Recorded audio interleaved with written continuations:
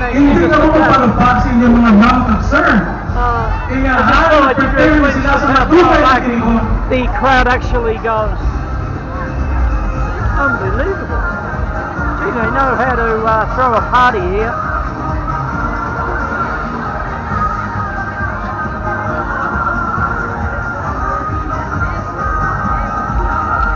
Okay, and now, Gee, they've come from everywhere. before the presentation proper of our Zumba contest, may I introduce to you our City Municipal Action Team Leader, Sir Ryan Cesar, and also the City Link of Barangay Alihis and Barangay 36.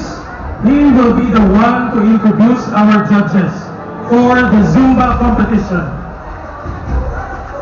Okay, Sir Ryan will be on stage for the introduction of our judges.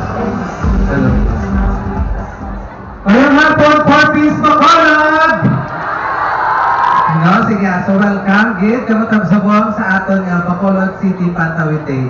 But my task for today, or this afternoon, is to introduce to you ang may pinaka-importante nga rules sa subok ng hapon.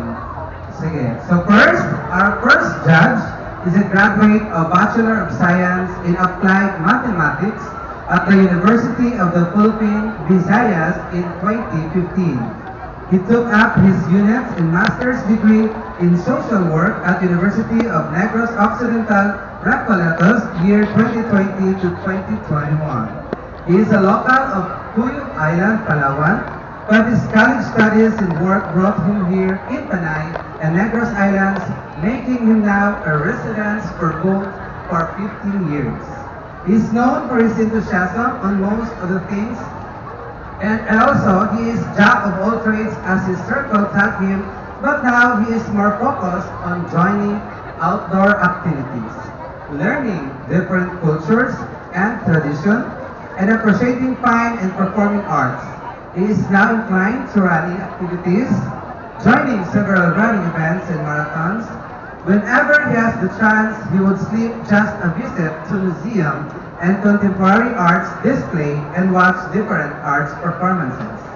For the past 8 years,